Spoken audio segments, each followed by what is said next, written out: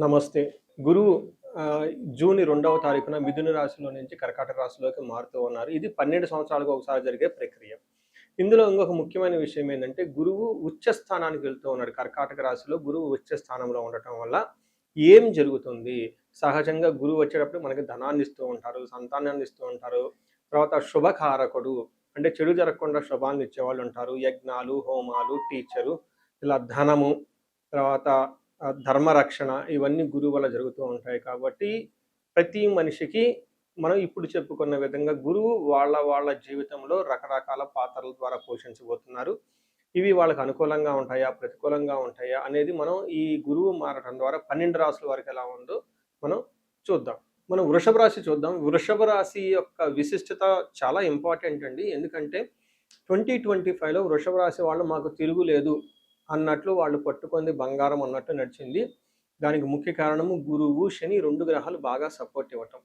అయితే ఇప్పుడు గురువు మిథున రాశిలో నుంచి కర్కాటక రాశిలోకి వెళ్ళటం, 2వ స్థానంలోంచి 3వ స్థానానికి గురువు ప్రవేశించడంతో గురువు యొక్క అనుకూలత మీకు చాలా తగ్గుతుంది అని గమనించుకోవాలి. అంటే ఇప్పటిదాకా సపోర్ట్ ఇచ్చిన గురువు మీకు అంత సపోర్ట్ ఇవ్వదు. కొన్ని విషయాల్లో ఇబ్బందులు పడే అవకాశం ఎక్కువగా ఉంటుంది. కొంచెం జాగ్రత్తగా ఉండవలసిన టైం. అలా అని భయపడనవసరం ఏం లేదు. మనకి ఫస్ట్ సంస్కృతంలో మన మహర్షులు ఏం చెప్పారు, ఆ శ్లోకం ఏంటి, దాని మీనింగ్ ఏంటి, రియల్ టైంలో దాని యొక్క ఇంప్లికేషన్స్ ఎలా ఉంటాయో మనం చూద్దాం. ఫస్ట్ ఈ గురువు మారటం వల్ల అతిక్లేశం, బంధువైరం, దారిద్ర్యం, దేహపీడనం, ఉద్యోగ భంగం, కలహం, తృతీయ స్థానకే గురువు. తృతీయ స్థానకే గురువు అని మనకు చెప్తూ ఉంటారు సంస్కృతంలో. దాని మీనింగ్ ఏంటంటే, ఫస్ట్ ఇది మనకి మీనింగ్ తెలుసుకుందాం. అతిక్లేశం కొంచెం విపరీతంగా శ్రమ పడవలసి ఉంటుంది. ఇంతకుముందులాగా స్మూత్గా మీకు గురువుకి సంబంధించిన ముందుగా చెప్పుకున్న విషయాల్లో స్మూత్గా ఉండదు. అతి క్లేశం, బంధువైరం, బంధువులతో గొడవ పడే అవకాశం ఎక్కువగా ఉంటుంది. అన్నదమ్ములు కానివ్వండి, భార్య తరపున బంధువులు కానివ్వండి, పుట్టిన తరపున వాళ్ళు కానివ్వండి, బంధువులతో అనవసరమైన మనస్పర్ధలు వచ్చే అవకాశం ఎక్కువగా ఉంటుంది. దారిద్ర్యం అంటే మనకు గురువు ధనాన్ని ఫ్లోగా ఇస్తూ ఉంటాడు కాబట్టి ధన ప్రవాహం ఇంతకు ముందులాగా మీకు అనుకూలంగా ఉండదు. ధనానికి ఇబ్బంది పడుతూ ఉంటారు. దేహ పీడనం, కొంచెం శారీరకంగా అలసట ఉండే అవకాశం ఎక్కువగా ఉంటుంది. ముఖ్యంగా బాగా గమనించుకోవాల్సింది ఏంటంటేనండి, ఉద్యోగ భంగం. అంటే బంధువులతో గొడవలున్నా పర్లేదండి, ఓకే, ధనానికి ఇబ్బంది పడుతున్నా పర్లేదు, హెల్త్ ఏదో ఒక విధంగా జిమ్, ఫిట్నెస్ అన్నీ చేసుకుంటాం. ధనం ఇది ఇక్కడ చాలా ఇంపార్టెంట్. ఎందుకంటే మనం ఉద్యోగం అవన్నీ చక్కగా చేస్తూ ఉంటాం కాబట్టి ధనం రావాలన్నా ఉద్యోగం ఉండాలి. అందుకని ఎప్పుడైతే మనకు ఉద్యోగం బాగుంటుందో అందులో ధనం వస్తుంది. ధనం ద్వారా మనకు అన్నీ తెచ్చుకునే అవకాశం ఉంటుంది. అయితే ఇక్కడ మీకు ఉద్యోగంలో భంగం అంటే ఉద్యోగం పోతుందని కాదండి, ఉద్యోగంలో సమ్ డిస్టర్బెన్స్ ఉంటుందని గమనించుకోవాలి. ఏ విధంగా? చికాకులు ఉండొచ్చు, తగువులు ఉండొచ్చు, తర్వాత మీకు మీ బాస్కి సరైన అవగాహన ఉండకపోవచ్చు, తర్వాత గురుబలం లేకపోవడంతో మీ యొక్క అడ్మినిస్ట్రేషన్, మేనేజ్మెంట్ స్కిల్స్ మీకు తగినంత విధంగా ఉండదు. అంతేకాకుండా మీకున్న జ్ఞానం అప్రాపరియేట్గా మీకు సరిగ్గా అప్లై చేయలేదు మీ జాబ్లో. పర్టికులర్గా సాఫ్ట్వేర్ కానివ్వండి, టీచింగ్ ఫీల్డ్లో ఉన్న వాళ్ళకి వాళ్ళ యొక్క జ్ఞానాన్ని, మేనేజ్మెంట్ పొజిషన్లో ఉన్నవాళ్ళు, నాయకత్వ లక్షణాలు కలిగి ఉన్న వాళ్ళకి మీ యొక్క అప్రాపరియేట్ డెసిషన్స్ వీక్గా తీసుకోవడంతో ఇబ్బందులు పడే అవకాశం ఉంటుందని గమనించుకోవాలి. అయితే గురువు కొన్ని విషయాల్లో మీకు చాలా మంచి కూడా చేస్తున్నారు. అవి ఒకటి, పెళ్లి కాని వాళ్ళకి పెళ్ళయ్యే అవకాశం ఉంటుంది. తీర్థయాత్రలు ఎక్కువగా తిరిగే అవకాశం ఎక్కువగా ఉంటుంది. మనీ ఫ్లో అంటే ఏదైనా కనుక పని చేస్తే దానికి రావాల్సిన ప్రతిఫలం మీకు చక్కగా వచ్చే అవకాశం ఉంటుంది. ఎంతైతే ఎక్స్పెక్ట్ చేసుకుంటారో అంత ఫలితం వచ్చే అవకాశం ఉంటుంది.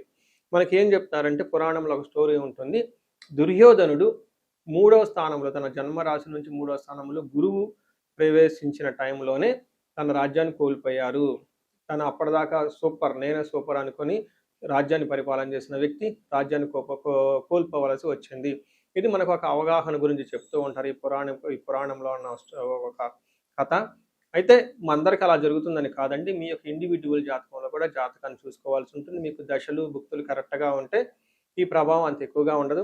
ఇన్ కేసు మీ ఇండివిజువల్ జాతకంలో దశా, భుక్తులు లేదంటే వేరే ఏమైనా గ్రహ దోషాలు ఉంటే ఈ టైంలో మీరు ఇబ్బందులు ఎక్కువ పడుతుంటారని గమనించుకోవాలి. గురువు యొక్క అనుకూల ప్రభావం మన మీద ఉండటానికి మనం కొన్ని రకాల పరిహారాలను ఖచ్చితంగా చేసుకోవాల్సి ఉంటుంది. ఒకటి, గురువుకి సంపూర్ణ శాంతి పూజలు చేసుకోవాలి. సంపూర్ణ శాంతి పూజలు అంటే ఏంటి? చాలా మందికి అవగాహన ఉండదు. గురు గ్రహానికి మన శాస్త్రాల్లో, గ్రంథాల్లో ఏదైనా గనక ఒక గ్రహం మనకి సరిగా అనుకూలించకపోతే ఆ యొక్క గ్రహం యొక్క ప్రతికూల పరిస్థితుల నుంచి అనుకూలంగా మార్చుకునే ప్రక్రియ ఉంటుంది. దీనికి పరిహారాలు అంటారు. మనకి శాస్త్రాలు ఏ విధంగా చెప్పారంటే గురువుకి జప సంఖ్య 16,000 సార్లు చేయాల్సి ఉంటుంది. అధిదేవత, ప్రత్యధి దేవత ఇంకొక 3,000, 2,000 సార్లు చేయాల్సి ఉంటుంది. సుమారుగా గురుగ్రహానికి ఇటు అటుగా ఒక 20,000 సార్లు జపం చేయాల్సి ఉంటుంది. అలానే గురుగ్రహానికి తర్పణం చేయాల్సి ఉంటుంది. గురుగ్రహానికి దానం చేయవలసి ఉంటుంది. గురుగ్రహానికి హోమం చేయవలసి ఉంటుంది. ఇలా ఈ 4 రకాల ప్రక్రియలను ఎవరైతే చేస్తారో గురుగ్రహ సంపూర్ణ శాంతి పూజలు అంటారు. అయితే ఇండివిజువల్‌గా వాళ్ళు చేసుకోవటం కష్టం కాబట్టి సద్బ్రాహ్మణుల్ని, దేవాలయాల్లో ఉన్న పండితుల్ని, లేకుంటే గురువు యొక్క మంత్రాన్ని తీసుకొని వాళ్ళు కొన్ని లక్షల సార్లు, వేల సార్లు ఉపాసన చేసి చక్కగా సాధన చేసిన వాళ్ళ దగ్గరికెళ్తే ఆ మంత్రం వాళ్ళ ద్వారా సిద్ధించి గురువు యొక్క అనుకూలం మీకు అనుకూలంగా ఉంటుంది. ఇది కాకుండా గురువుకి సంబంధించిన దేవాలయాలు అంటే మేధా దక్షిణామూర్తి కానివ్వండి, లేదంటే హయగ్రీవ సంబంధించిన దేవాలయాలు చక్కగా విజిట్ చేయటం చాలా మంచిది. ఇంకా ముఖ్యంగా గురు గ్రహం యొక్క శాంతికి మీరు ఆశ్రమాలు చక్కగా విజిట్ చేయొచ్చు. భగవద్గీత, పురాణాలు, వేదాలు, వేదాంతాలు ఇలా యాన్షియంట్ స్క్రిప్చర్స్ పురాతనమైన గ్రంథాలను తెలుసుకొని అర్థం చేసుకుంటే చాలా బాగుంటుంది. గురుగ్రహ శాంతి గురించి ఇంకొకటి ముఖ్యమైనదంటే మీకు చదువు చెప్పిన గురువుల్ని వాళ్ళ దగ్గర ఆశీర్వాదం తీసుకోవడం చాలా ఇంపార్టెంట్. సాధువుల్ని, తర్వాత మీ ఇంటికి ఎప్పటి నుంచో అనాదిగా ఉన్న పురోహితులు, బ్రాహ్మణులు వాళ్ళు మీకు మంచి చెడు చెబుతుంటారు. అలాంటి వాళ్ళని మీరు సత్కరించటం, గౌరవించటం, వాళ్ళకి దక్షిణలు ఇవ్వటం ఇవన్నీ చేస్తే గురువు యొక్క గురు గ్రహం యొక్క అనుకూలం మీకు అనుకూలంగా ఉంటుంది. అంతేకాకుండా గురువు యొక్క అనుకూలమైన పరిస్థితులకి గురువులకు సంబంధించిన దత్త చరిత్ర చదువుకోవటం ఇంకా చాలా బాగుంటుంది. ఇంకా మీరు ఆశ్రమాలలో కనుక కొన్ని రోజులు కనుక టైం స్పెండ్ చేయగలిగితే అక్కడ యోగా చేయటం, మెడిటేషన్ చేయటం ఇవన్నీ చేస్తూ ఉంటే గురు గ్రహం యొక్క బలం పెరిగి ఇప్పటిదాకా మనం చెప్పుకున్న పరిస్థితుల్ని చక్కగా ఇంకా మంచి అద్భుతమైన రిజల్ట్ వచ్చే అవకాశం ఉంటుంది. ఇన్ కేసు ప్రతికూలమైన పరిస్థితులు ఉన్నా కానీ ఆ ప్రతికూలమైన పరిస్థితులను అధిగమించి చక్కగా లైఫ్ అంతా ముందుకెళ్ళడానికి అంత అవకాశం ఉంటుంది. ఈ సంవత్సరం ఈ గురువు యొక్క కర్కాటక రాశిలో ఉన్నంత వరకు 12 రాశుల వారికి చక్కగా అష్టైశ్వర్యాలు కలగాలని, భోగభాగ్యాలు కలగాలని చెప్పేసి చక్కగా ఉండాలని చెప్పేసి నేను కోరుకుంటున్నాను. నమస్తే.